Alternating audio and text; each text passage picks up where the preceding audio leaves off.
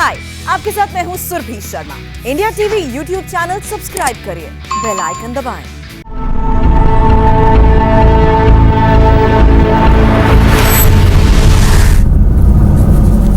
और अब India TV की हमारी इस मुहिम में हमारे साथ जुड़ रहे हैं मशहूर कवि कुमार विश्वास, जिनकी वाणी जिह्वा की साक्षात सरस्वती का आशीर्वाद महसूस होती है। अपनी कविताओं के जरिए लोगों में चेतना जगाते हैं, लोगों को प्रोत्साहित करते हैं। ये जब बोलते हैं तो लोग बस सुनते रह जाते हैं। और आजकल कुमार विश्वास साहब क्या कर रहे हैं, मैं आपको एक छोटा सा एक किस्सा बताना चाहता हूं कि मैंने प्रोग्राम से पहले इनको फ़ोन किया और मैंने कहा कुमार साहब कैसे हैं, तो बोले भाई बस लगे हैं। तो उनकी आवाज़ में मैं थकान तो नहीं कहूँगा, लेकिन उलझे हुए थे कहीं किसी की मदद करने में। तो दिन रात कुमार विश्वास भी उन लोगों में से हैं, चुनिंदा लोगों के देश में, चुनिंदा नहीं बहुत सारे लोग ऐसे हैं, कुमार विश्वास उनमें से एक हैं जो दिन रात लोगों की मदद कर रहे हैं। कुमार साहब बहुत बहुत स्वागत है आपका। मैं फिर वही सवाल पूछता हूँ, कैसे हैं आप? बहुत धन्यवाद। हम लोग देश का हिस्सा हैं सौरभ, हम और आप और हर नागरिक। तो देश दर्द करता है तो हम भी अंदर से ब्लीड करते हैं, दुख होता है। और पिछले 20-25 दिनों में मैंने अपने जीवन में जो त्रासदियां देखी हैं, निजी तौर पर भी और सार्वजनिक तौर पर, मैं सबसे बड़ी त्रासदी से मेरा देश इस समय जूझ रहा है। तो अच्छा तो नहीं कहूंगा, लेकिन हाँ हिम्मत है और लगता है कि पार पा लेंगे, एक साथ लड़ेंगे तो पार पा लेंगे। तो आजकल आपका दिन कैसे बीत रहा है? क्योंकि मैंने ये सुना है कि आपका फोन कभी खामोश नहीं रहता, हमेशा बजता रहता है और आप शायद चंद घंटे ही दिन भर में सोने के लिए निकाल पाते हैं। हाँ, दरअसल मैंने पिछले 10-15 वर्षों से, जब से मोबाइल फोन सार्वजनिक जीवन में है, जब सबसे शुरू में आया था तभी मैंने उसको अपने जीवन का हिस्सा बना लिया था। और पिछले 10 सालों से 12 सालों से तो मैं फोन उठाता नहीं था, मेरे ऑफिस के लोग फोन उठाते थे। लेकिन पिछले 15-20 दिनों में मैंने अपनी जिंदगी का जितना फोन सुना था उतना फोन अब सुना है।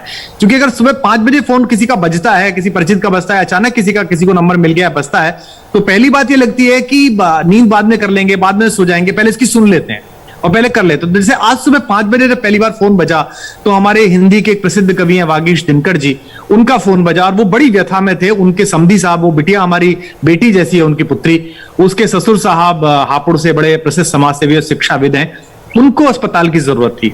तो 5:15 बजे से मैं लग गया काम में। फिर मैंने यशोदा के जो मालिक हैं डॉक्टर अरोड़ा, हमारे मित्र, उनको फोन किया। उन्होंने कहा डॉक्टर साहब मैं देखता हूँ आईसीयू की क्या स्थिति है। फिर दूसरी जगह फोन किया, जितने भी रिसोर्सेज थे सब जमाए। उसके बाद नोएडा के जो हमारे बड़े प्रिय प्रशंसक और मित्र हैं लव, जो इस समय पुलिस कमिश्नर हैं, उन्होंने बड़ी मेहनत की और 3-4 अस्पताल छानते छानते हम लोगों को 9 बज गए। 9 बजे हमें फोर्टिस में आईसीयू वेंटिलेटर के साथ मिला। लेकिन दुर्भाग्य देखिए कि जब तक हमने ये कोशिश की कि हम उन्हें पहुंचा पाए, तब तक सांसों की डोर टूट गई। तो सुबह अच्छी नहीं, मतलब मन एकदम सिंक कर गया। फिर दोबारा लगे कि चलो और देखते हैं। फिर थोड़ी देर बाद एक डोनर को मिल गया जो मिलना बहुत जरूरी था, तो खुशी हुई। तो दिन भर पूरे दिन इसी उहापोह में बीत जाता है कि ये वाला बच गया, ये इसमें नहीं रह गया, इसके पीछे लगो। रात को लगता है कि डोनर ढूंढो। तो ऐसे ही बीत रहा है, लड़ रहे हैं, लथपथ है। अभी तो पीछे आगे देखने का वक्त नहीं है, इस समय तो सिर्फ लड़ना है। अच्छा ये बताइए, क्योंकि आप तो जब जमीन पर हैं, लोगों के बीच हैं, तो आप क्या हालात देख रहे हैं इस वक्त? लोगों की स्थिति क्या है? देखिए हालात बहुत खराब हैं। और सौरभ आप जानते हैं कि मैं व्यवस्थाओं के मुखर आलोचकों में गिना जाता हूं इस देश में, और जो सेट व्यवस्थाएं हैं वो मुझे स्वीकार भी नहीं होती हैं, और सेट व्यवस्थाओं को मैं भी स्वीकार नहीं होता हूं। लेकिन इस समय युद्ध का समय है। इस समय अगर मैं ये देखूं कि रसद कम पहुंची थी और सेनापति ने इंतजाम ठीक नहीं किया था, तो मुझे लगता है कि ये मेरे युद्ध के साथ बेईमानी होगी। मैं अपने सेनापतियों से नाराज हूं, मैं अपने रसद पहुंचाने वाले लोगों से नाराज हूं, मैं जिन्होंने व्यवस्था और चक्रव्यूह बनाया था इससे लड़ने का, उन नियंताओं से नाराज हूं। लेकिन उनसे मैं बाद में लड़ लूंगा, उनसे मैं बाद में काम करूंगा। अभी तो फिलहाल यह है कि मेरी जितनी हिम्मत है, मेरी जितनी ताकत है, मेरे जितने रिसोर्सेज हैं, मेरे जितने पसंद करने वाले लोग हैं, मैंने पिछले 20 सालों में जितना सामाजिक संबंध कमाया था, जितना रिलेशनशिप देश में कमाया था, वो मैंने सब झोंक दिया है। अगर कहीं कोई रोटरी क्लब का अध्यक्ष परिचित है, कहीं कोई कप्तान परिचित है पुलिस वाला, कहीं कोई आईएएस अपना प्रशंसक है, कहीं कोई प्रशंसक है, सबको फोन जिसका आ जाए, भाई जरा करवा सकते हैं, भाई जरा देख सकते हैं। उसमें लोग कोशिश करते हैं। उनमें बिल्कुल नए लड़के भी हैं, जैसे पटना में विनय तिवारी बिल्कुल नया आईपीएस है, उसको केस भेजते, भैया मैं कर रहा हूं, भैया मैं कोशिश कर रहा हूं। और पुराने लोग भी हैं जो डीजी स्तर पर पहुंच गए हैं, या जो प्रदेश के सचिव स्तर पर हैं, या मंत्री स्तर पर हैं, मुख्यमंत्री स्तर पर हैं। तो कोशिश जारी है। लोग तो बहुत दुख में हैं, और अभी खतरे की घंटी ये है कि ये जो दानव है ये हमारे गांवों में पहुंच रहा है। तो उसके लिए मुझको, आपको और इंडिया टीवी के माध्यम से पूरे देश के नागरिकों को तैयार करना पड़ेगा, क्योंकि वहां तो पैरासीटामोल भी नहीं है साथ। तो वहां तो हमने कोशिश की है कि हम एक कोविड केयर किट बनाएं जिसके अंदर चित्रों के माध्यम से लिखा हुआ हो कि क्या क्या करा जाना चाहिए, और उसमें बेसिक चीजों की जो दवाइयां हैं, जिंक है, कैल्शियम है, एजिथ्रोमाइसिन है, और जो डोलो है पैरासीटामोल जो बुखार उतारती है, ये सब उसके अंदर 10 दिन का रखा हुआ हो और गांव के प्रधान या सरपंच के पास या स्वास्थ्य केंद्र में ऐसे 100-200 पैकेट पड़े हुए हों, एक ऑक्सीजन कंसंट्रेटर रखा हुआ हो, एक या दो मास्क के और ग्लव्स के कुछ पैकेट्स रखे हुए हों, और वो किसी सार्वजनिक स्थान को सफाई करा लें, पंचायत को करा लें, स्कूल को करा लें, जो भी उनके पास हो, बारात घर हो उसको करवा लें, जनवासा जिसे कहते हैं, वहां कुछ गद्दे बिछा लें या कुछ बेड बिछा लें और किसी प्रकार से लोग बच सकें। तो फिलहाल तो मैं इसी में लगा हुआ हूं आजकल तो। अच्छा, आप जब किसी का मदद के लिए आपको फोन आता है या किसी कोई संपर्क करता है, आप कोशिश करते हैं, क्योंकि मैंने एक किस्सा देखा था, आपने शायद वो शेयर किया था कि आपने किसी अधिकारी को फोन किया, बड़े अधिकारी को, तो वो झुंझला गए और उन्होंने कहा कि भाई आप कवि हैं, कवि रहिए। उस वक्त आपको क्या लगता है? हाँ, एक बहुत ही बेचैन एक पुकार थी। एक परिवार में पत्नी एक्सपायर कर गई थी कोविड से और वो अकेले कमाने वाले थे, तो उनके लिए बहुत मदद की जरूरत थी। तो मेरे एक मित्र हैं, उत्तर प्रदेश सरकार में मंत्री हैं और बड़े बहुत लोगों की सहायता करने वाले, इन दोनों कोविड में काफी काम कर रहे हैं, ब्रजेश पाठक। तो मैंने ब्रजेश भाई को बोला कि यार ब्रजेश भाई उस जिले में जरा बात करा दीजिए। उन्होंने कहा कुमार भाई अभी रुकिए, मैं लाइन पर कलेक्टर को लेता हूँ। उन्होंने कलेक्टर को लिया और कहा कि कुमार भाई को आप जानते हैं, बहुत बड़े कवि हैं, हमारे मित्र हैं, ये कुछ काम बताएंगे, आप सुन लीजिएगा, देख लीजिएगा। तो मैंने उनको बताया कि साहब इस आदमी को एक आईसीयू दिला दीजिए, बच जाएगा। उसने कहा साहब मैं कोशिश करता हूँ। फिर मैंने उसको थोड़ी देर बाद कहा कि भाई आईसीयू नहीं मिल पा रहा है, ये वाली दवाई पहुंचा दीजिए। उसने कहा कि मैं कोशिश करता हूं। यार अब छोड़िए, मैंने नोएडा में एक डॉक्टर से बात कर ली, एक अस्पताल से बात कर ली, डॉक्टर महेश से बात कर लिया कैलाश में, आप एक एम्बुलेंस दिला दीजिए। तो वो शाम को मेरे पे इरिटेट हो गए कि आपको क्या लगता है कि मैं आपकी बात क्यों मानूं, आप कौन है, आप मंत्री हैं, एमएलए हैं, आप सांसद हैं, आप मेरे सीनियर अफसर हैं, मैं आपकी बात क्यों मानूं, मेरे पास बहुत प्रेशर है, आप कर लीजिए जहां से करना है। मेरे को बड़ा दुख हुआ। तो मैंने फिर वहां एक पत्रकार हैं, टाइम्स ऑफ इंडिया की एक बच्ची है, मैंने उसको कॉल किया कि बेटा कुछ हो सकता है क्या। उसने कहा सर आप वहां कहां ले जा रहे हैं, यहाँ के सबसे बड़े अस्पताल में मैं कोशिश करती हूँ। उसने वहां के जो ओनर थे उनको कॉल किया कि कुमार विश्वास किसी के लिए कॉल कर रहे हैं। उन्होंने मेरा फोन सुना और वो तो बहुत खुश हो गए। उन्होंने कहा अरे मेरी माँ अपने अपने राम सुनती है, मैं अपने अपने राम सुनता हूँ, और आप मुझे बताइए, माँ भी भेजिए, मैं अभी आईसीयू में जमा कराता हूँ, आपके कौन है। मैंने कहा मेरा कोई नहीं है, मैंने उनको देखा भी नहीं है, ट्विटर पर पुकार आई है, फेसबुक पर पुकार आई है। उन्होंने उनको सही करा, घर पहुंचाया, और उसके बाद तब से वो मेरे 10-12 मरीज उस शहर में जमा करा चुके हैं। लेकिन उन कप्तान साहब का या उन कलेक्टर साहब का मैं बुरा नहीं मानना, क्योंकि वो प्रेशर में है, सचमुच प्रेशर में है, संसाधन बहुत ज्यादा दबाव में है। तो ऐसे में तो यही हो सकता है कि हम सब हाथ बढ़ाएं और दबाव कुछ कम करें। अच्छा कुमार साहब, एक सवाल लोग ये भी पूछते हैं कि क्या केवल उन्हीं लोगों को मदद मिल पा रही है जो सोशल मीडिया पर एक्टिव हैं, ट्विटर पर जिनके फॉलोवर्स हैं, आप जैसे लोगों तक वो पहुंचे कैसे? ये तो दुखद है, मैं मानता हूं। हालांकि मैंने अपनी टीम को साफ कर रखा है कि भाई देखिए, सोशल मीडिया में जो बहुत पावरफुल लोग हैं, जिनकी बहुत बड़ी रेंज और जिनको और लोग फॉलो करने वाले हैं, मदद पहुंचा रहे हैं, उन केसेस को प्रायोरिटाइज मत करिएगा। जैसे मैं देख रहा हूं एक बच्चा बहुत अच्छा काम कर रहा है, मैं उसकी पीठ पीछे उसको आशीर्वाद भी दूंगा, शुभकामनाएं भी दूंगा। आपने भी शायद उसको बुलाया, वो बी श्रीनिवास, यूथ कांग्रेस का, बहुत अच्छा काम कर रहा है। अखिल भारतीय विद्यार्थी परिषद बहुत अच्छा काम कर रही है। ये बच्चियां हमारी चारू और ये रोहित और ये सब लड़के बहुत अच्छा काम कर रहे हैं। तो अगर कोई ऐसा पत्रकार है, कोई ऐसा सेलिब्रिटी है, कोई ऐसा व्यक्ति है, जैसे अभी भूमि आपके यहाँ थी, उन्होंने पुकार ली और तो सब लोग उस पर पहुंच जाते हैं, तो मेरा कहना है कि ये केस सॉल्व हो ही जाएगा, इसको कोई ना कोई मिल ही जाएगा। हालांकि फिर भी डीएम कर देते हैं कि कोई ना मिले तो आधा घंटे 1 घंटे में हमें बताइए, हम मदद करते हैं। हाँ, ये दुखद है कि हालांकि हमने तो अपना नंबर सौरभ वायरल कर दिया है। व्हाट्सएप पे हमने जो वीडियो जारी किया था प्लाज्मा डोनर्स का, उस पे अपना व्हाट्सएप नंबर लिख दिया और उस पर हमने लगभग अपने 12 ऑफिस के लड़के लड़कियां लगा दिए जो अटेंडम उन कॉल्स को रिसीव करते हैं जंप करने पर। तो अगर गांव ज्वार में पहुंचा है, गांवों से बहुत कॉल आ रही, उत्तर प्रदेश के गांवों से, मध्य प्रदेश, राजस्थान के गांवों से बहुत कॉल आ रही। नहीं, मुझे तो ये भी मालूम है कि आप आज से कई साल पहले जब उत्तराखंड में आपदा आई थी, आप तो तब भी पहुंच गए थे, और तब के और आपके कुमार विश्वास में तो बहुत अंतर है। तब भी आप 100 लोगों की टीम लेकर के पहुंच गए, तो आज भी आपने कोई टीम क्रिएट कर रखी है? कितने लोग हैं आपके पास? नहीं देखिए सौरभ, जब उत्तराखंड गए थे तब भी यही हुआ था। फेसबुक का परिवार छोटा था। उत्तराखंड में त्रासदी 18 तारीख को हुई, 19 तारीख को खबरें आनी शुरू हुई, 20 तारीख को मैंने फेसबुक पे लिखा कि कल मैं जा रहा हूं और अगर कुछ लोग सामान भेजना चाहते हो, कुछ लोग डॉक्टर्स आना चाहते हो तो आ जाएं। और आपको आश्चर्य होगा कि 4-5 ट्रक सामान जो है, वो जो मैंने जगह बताई थी नोएडा में एक वेयर हाउस, वहां पहुंच गया और 18 डॉक्टर्स की, क्वालिफाइड डॉक्टर्स की टीम आ गई और लगभग 40-50 लोग आ गए, फिर जो कि बढ़ते रहे। और फिर हम वहां 15 दिन रहे, जो कुछ कर सकते थे उत्तराखंड में वो किया। लेकिन आज तो ताकत ज्यादा है, आज तो लोग ज्यादा विश्वास करते हैं, आज तो अपनी क्रेडिबिलिटी भी बहुत ज्यादा, लोग भरोसा करते हैं। तो आज जो टीम है वो लगभग 100 लोगों की टीम है जिसमें मेरे ऑफिस में जो लोग काम करते हैं, जो मेरे साथ मेरा ब्रांड देखते हैं, मेरा सोशल मीडिया देखते हैं, बाकी कैंपेन देखते हैं, वो 25-30 लोग हैं और इसके अलावा सेल्फलेस लगभग 60-70 लोग हैं। और ये कारवां रोज बढ़ रहा है। रोज डॉक्टर, जैसे लगभग 15-20 डॉक्टर्स की एक टीम है जो लोगों को पैनिक से बाहर निकालती है कि आप चिंता मत करिए, ये करिए, ये करिए, ये करिए, फिर भी कोई दिक्कत हो तो कुमार विश्वास के ऑफिस को फोन करिए। और मैं देखता हूं उसका 90% रिजल्ट आता है। 90% लोग जो हॉस्पिटल मांग रहे होते हैं, ऑक्सीजन मांग रहे होते हैं, बेड मांग रहे होते हैं, वो ठीक हो जाते हैं। या उनके घर पे कंसंट्रेटर भेज दीजिए 5 किलोवाट वाला है, 10 किलोवाट वाला, तो उनके अंदर कॉन्फिडेंस आ जाता है कि कंसंट्रेटर भी आ गया, कुमार विश्वास के ऑफिस का नंबर भी आ गया और बेड भी मिल जाए। अरे एक सवाल मुझे भेजा किसी ने, उन्होंने कहा कि अब कुमार विश्वास हैं, सोनू सूद हैं, थोड़ी देर में हमारे साथ होंगे 7 बजे। जो दवा किसी को कहीं नहीं मिल रही, कॉन्सेंट्रेटर जो कहीं उपलब्ध नहीं है, लोग उसके लिए लाखों रुपए खर्च करने को तैयार हैं, कोई बेड नहीं किसी अस्पताल में, आम आदमी को नहीं मिल रहा है, कुमार विश्वास को और सोनू सूद को कैसे मिल जाता है? देखिए बेड में कैसे मिलता है मैं आपको बताऊं। बेड शुरू में तो अपने रिलेशन से मिलने शुरू हुए। नोएडा में डॉक्टर महेश को फोन करिए, बहुत प्यारे से आदमी है, जनप्रतिनिधि भी है, मेरे पुराने दोस्त हैं। अच्छा कुमार भाई करता हूं, अच्छा कुमार भाई करता हूं, फिर वो एग्जॉस्ट होने लगे, कितना करेंगे। उसके बाद यथार्थ में फोन किए, उसके बाद शांति गोपाल में डॉक्टर संजय को फोन किए, इसको फोन किया, ये लोग एग्जॉस्ट होने लगे। तो मैंने अपने ऑफिस से कहा भाई जहां की कॉल ज्यादा हो वहां के 100 बेड 150 बेड के जो हॉस्पिटल्स हैं उनके ओनर्स के नंबर ले लो। तो आप यकीन मानेंगे सौरभ कि 99.99% अगर किसी को कॉल करिए तो वो डॉक्टर भयानक दबाव में भी अच्छा महसूस करता है। अरे कुमार विश्वास जी कैसे हैं आप तो जबलपुर आए थे और हम कभी मिल नहीं पाए, लेकिन बताइए मेरे लायक क्या काम है। तो मैं कहता हूं कि भाई वो कटनी की एक बच्ची है, 8 महीने की प्रेग्नेंट है, वो लोग लेके चले, उसको अस्पताल नहीं मिला, आपकी कोई है? मैंने कहा नहीं मेरी कोई नहीं है, मेरे ऑफिस में कॉल आई है, ठीक है मैं करता हूं। तो ऐसे करके हो जाता है। काश कि हमारे जनप्रतिनिधि भी ये काम करें। और मैं आज आपके चैनल के माध्यम से सारे विधायकों को, सारे नगर पालिका अध्यक्षों को, मेयर्स को, सांसदों को कहना चाहता हूं, अपने बल पर भरोसा करिए। मैं जामवंत की तरह आपके अंदर के हनुमान को जगा रहा हूं, आप कोशिश तो करिए। जैसे आपने वोट मांगी थी ऐसे मदद मांगिए लोगों से, लोग मदद देंगे। आप नर्सिंग होम के मालिकों को कॉल करिए, आप सिलेंडर्स जहां यूज होते हैं उन कंपनियों के जाके दरवाजे पर हाथ जोड़िए और कहिए कि ये सब ठीक हो जाएगा तो मैं आपके 4 काम करूंगा।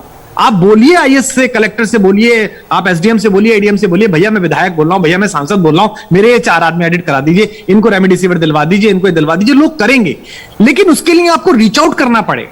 अगर आप सोचें कि आप सेक्रेटरिएट में बैठ के ट्वीट करके घर पे बैठ के काम कर लेंगे तो नहीं होगा भाई साहब। और अगर आप नहीं निकले तो याद रखिए इस बार गलियों से लाशें उठी हैं, गलियों से मरीज उठे हैं। यही मरीज आपसे पलट के पूछेंगे, ये इनके परिजन आपसे पूछेंगे कि जिंदगी की सबसे बड़ी जंग में हम थे, हुजूर आप कहां थे, आप क्यों नहीं निकले थे अपने घर से बाहर। तो मैं उन सबसे भी कहना चाहता हूं कि आप अपने बल पर भरोसा करिए, राह निकलेगी। मैंने ये भी देखा कि एक बार आपको गुस्सा भी आया।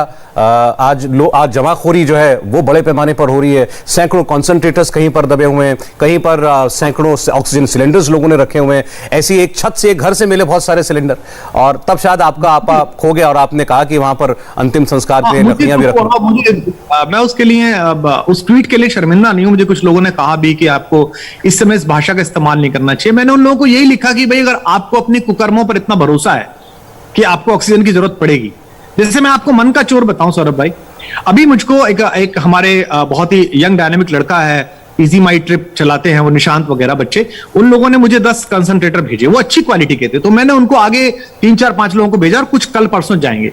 तो हमारे ऑफिस वो उसको कोविड है या नहीं है, तो हमारे ऑफिस के एक लड़के ने कहा साहब एक रोक लें हम अभी, क्योंकि फला की तबीयत। तो मैंने कहा यार क्यों तुम रोकते हो, इसको जरूरत पड़ेगी तो जैसे मैं कुमार विश्वास दूसरों के लिए आया हूं, इसके लिए 50 कुमार विश्वास आ जाएंगे। तो कैसे लोग हैं जो सिलेंडर दबा के बैठे हैं। तो मैंने उन सिलेंडर दबा के बैठने वालों से कहा कि भाई अगर इतना ही तुम्हें संशय है अपने ऊपर तो अपने घर की छत पे लकड़ियां भी लेके रखो, क्योंकि मरघट में भी वेटिंग है, इंतजाम पूरा ही रखो ना। फिर तुम दवा भी कालाबाजारी करोगे। और मैं इसमें कह रहा हूं सरकारों के लोग इसमें इन्वॉल्व हैं, मंत्रियों के नाम आ रहे हैं। कैसी बेशर्मी कोई कर सकता है ऐसे समय में जब लोगों की चीख पुकार मची हुई है, आप कैसे निकाल सकते हैं। और मैं बहुत सालों से इस बात को बोलता रहा हूं, आप दूसरों को मारकर खाइए ये विकृति है, दूसरा खुद खाए आप खुद खाएं ये प्रकृति है, पर दूसरा खा सके इसकी चिंता करके खाएं आप यही संस्कृति है। आप कल्चरल नहीं है, आप मनुष्य नहीं है अगर आप इस समय कालाबाजारी कर रहे हैं, इस समय जमाखोरी कर रहे हैं। दिल्ली में एक मामला सामने आया था ऐसे जमाखोरी का, एक मंत्री का नाम आया, खैर उनका कहना है कि वो समाज सेवा कर रहे थे। लेकिन एक मैं देख रहा था कि एक व्यक्ति ने, एक विधायक थे, उन्होंने आपसे दिल्ली में मदद मांगी तो आपने कहा कि दिल्ली में मेरी क्षमता थोड़ी कम है। कुमार विश्वास की क्षमता दिल्ली में कम क्यों है? नहीं, देखिए उन्होंने जो मदद मांगी, जैसे वो दिल्ली में सरकार से ही संचालित दवाई थी, हालांकि फिर मैंने वो दवाई उनके लिए कर दी। और मुझे मेरा सौरभ इसमें कहना है कि देखिए इस समय राजनीति नहीं होनी चाहिए। जैसे दिल्ली में उत्तम नगर के पूर्व विधायक है मुकेश शर्मा, और मुझे इस बात में स्वीकार करने में कोई हर्ज नहीं है कि उनको दोनों चुनाव जो वो हारे उसमें आम आदमी पार्टी के उम्मीदवार को जिताने के लिए मैं रैली करके आया, लगातार रैली करके आया। लेकिन आप आश्चर्य की तरह देखिए कि मुकेश शर्मा जो है वो किस तरह से काम कर रहे हैं।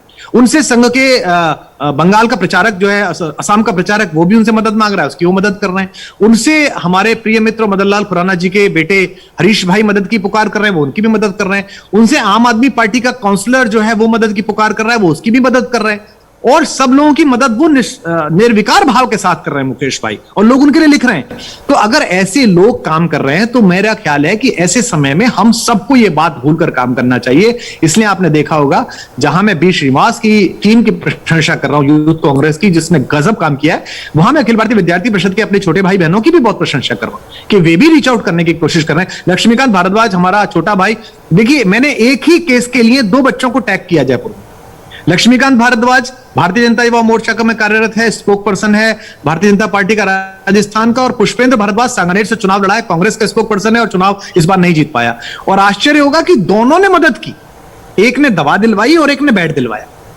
तो ये कुछ केसेस हैं जो दिखने चाहिए लोगों को कि ये भारत जो है इस मिट्टी का बना हुआ है कि जैसे ही इसके ऊपर कोई हमला होता है, चाहे विषाणु का हो चाहे किसी तरह का हो, ये अपनी संजीवनी शक्ति के साथ उड़ता है। इसीलिए मेरे को बार बार भरोसा है कि थोड़ा सा अगर हम दम लगाएं, थोड़ा सा इकट्ठे हो जाएं, थोड़ा छोटापन छोड़ दें, तो हम इसे हरा लेंगे। जैसे आपका कवि होना, आपका पॉपुलर होना, इतना लोकप्रिय होना काम आ रहा है क्योंकि आपका सोशल सर्कल बहुत बड़ा है।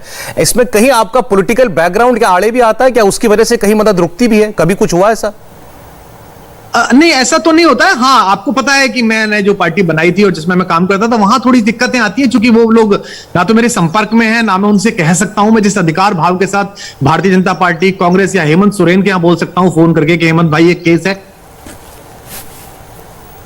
मैंने चुनाव लड़ाया और मंत्री बनाया या जहां तक पहुंचाया, उन छोटे भाई बहनों को नहीं बोल सकता हूं। मैं जानता हूं कि अगर वो मेरा काम भी करेंगे तो उनका राजनीतिक करियर संकट में आ सकता है, लेकिन दिल्ली में फिर और लोग मदद कर देते हैं। तो ऐसी कोई विशेष सौरभ भाई आई नहीं, और मुझे बड़ा खुशी मिलती है जब मैं मानता हूं, लोग भी मानते हैं कि मुझ जैसे लोग तो पॉलिटिक्स में जो गए या हैं, जो थोड़े बहुत बचे हुए हैं, वो Atal Bihari Vajpayee school of politics के लोग हैं, जिनके शत्रु बहुत कम है, जिनके निंदक बहुत कम है। लोग ये जरूर कह सकते हैं कि भाई ये गलत कर दिया, ये अच्छा नहीं किया, लेकिन लोग ये नहीं कह सकते कि खराब आदमी है।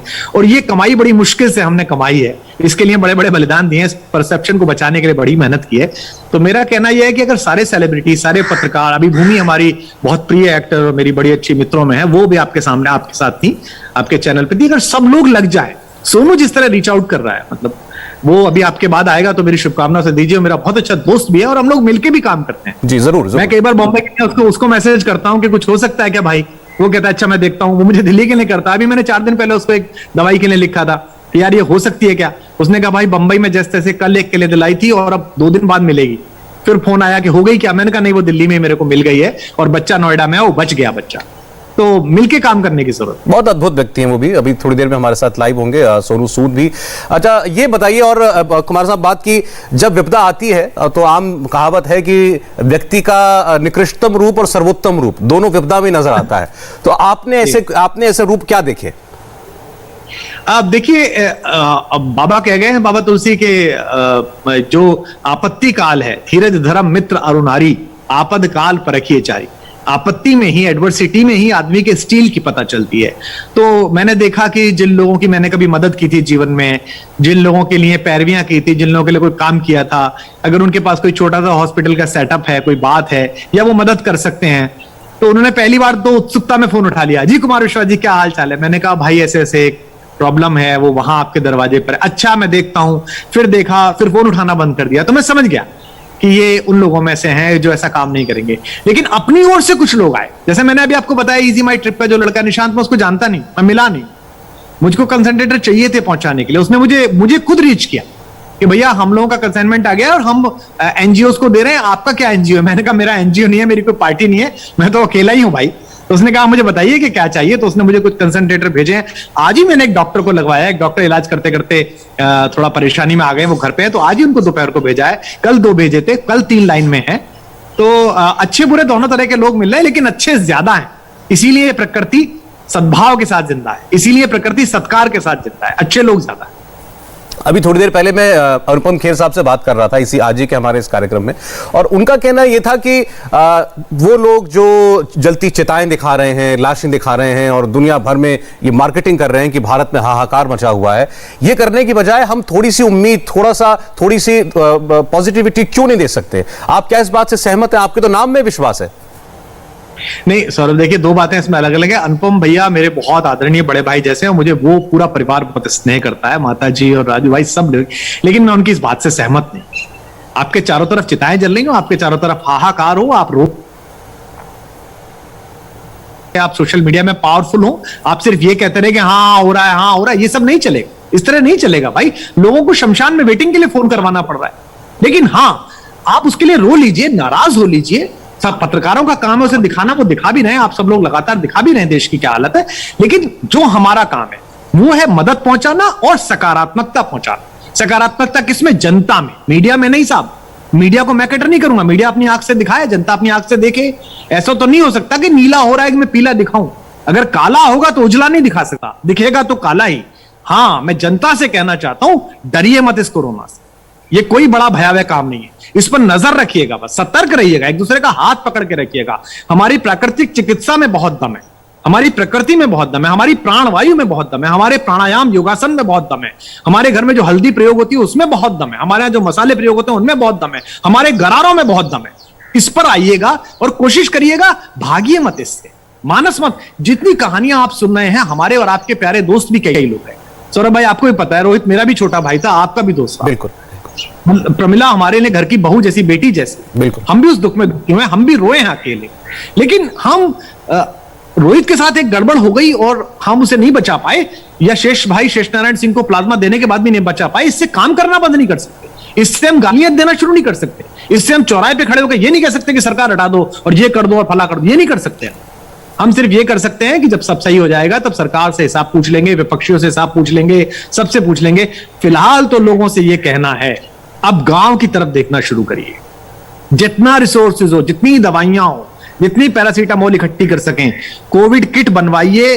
और यही गंगा सागर है, यही हरिद्वार है, यही मक्का मदीना है, यही पवित्र गुरु ग्रंथ साहब की वाणी है। सारा धर्म इसी में है, पुण्य में। समझ लीजिए, अगर आपने जिंदा रहते हुए एक सांस भी बचा ली, किसी की एक आदमी बचा ली, तो आपके सारे पाप आज तक के धुल जाए। तो जितने लोग आज सौरभ भाई इसको इंडिया टीवी को देख रहे हैं, उन सबसे अनुरोध है कि कमर कस लीजिए, हमारे साथ जुड़ जाइए, मेरे ट्विटर पर, मेरे पेज पे आ जाइए, आपके साथ जुड़ जाइए। इंडिया टीवी मुहिम चलाए हुए, सब लोग मुहिम चलाए हुए हैं, सारे रिसोर्सेज इकट्ठे करिए और पहुंचा। ये मैं किस बल पे कह पा रहा हूं? आप ये नहीं कह सकते, मुझसे कोई नहीं कह सकता। मैं सबसे पहले प्राइम मिनिस्टर रिलीफ फंड में पैसे देता हूं लाखों में, मैं सबसे ज्यादा टैक्स देता हूं, उसके बाद भी ये काम कर रहा हूं क्योंकि मुझे पता है कि मेरा देश ऐसी स्थिति में है जहां एक दूसरे के हाथ में हाथ बांधकर अगर हम नहीं लड़े, केवल हम व्यवस्थाओं की तरफ मुंह ताकते रहे या उनकी आलोचना करते रहे, तो हम संकट में फंस जाएंगे, हमारे कंधे कम पड़ जाएंगे, शव कम नहीं पड़ेंगे। कुमार साहब, क्योंकि आप जमीन पर खड़े हैं, इसलिए मैं आपसे पूछना चाहता हूं कि इस वक्त जरूरत किस चीज की है? कौन सी चीजें हैं जिनकी सख्त कमी है, उनकी भरपाई होनी चाहिए, और एक आम आदमी उसमें क्या योगदान दे सकता है? देखिए, एक तो सकारात्मकता की कमी। मैं देश के प्रधानमंत्री जी से, गृह मंत्री जी से, सारे मुख्यमंत्रियों से अनुरोध करता हूं कि वो आपके चैनलों पर आए और जनता के साथ कहें कि मैं खड़ा हूं। बड़ा आत्मविश्वास है इस देश में। शास्त्री जी ने कहा था एक वक्त भोजन छोड़ दो तो पूरा देश आत्मनिर्भर हो जाएगा। मेरे पिताजी आज 84 वर्ष के हैं, सोमवार के दिन खाना नहीं खाते। कोई सनातन मान्यता नहीं है। उनसे पूछिए क्यों खाना नहीं खाते हैं? भैया शास्त्री जी ने कहा था, तब छोड़ा था, आज तक छूटा हुआ है। यह अपील प्रधानमंत्री के हाथ में भी है, उनकी भी लोकप्रियता ऐसी है। ये बाकी मुख्यमंत्रियों के हाथ में भी है। सब लोग कम है, साधन कम है, पर कोई दिक्कत नहीं, इसी में मिलकर लड़ेंगे।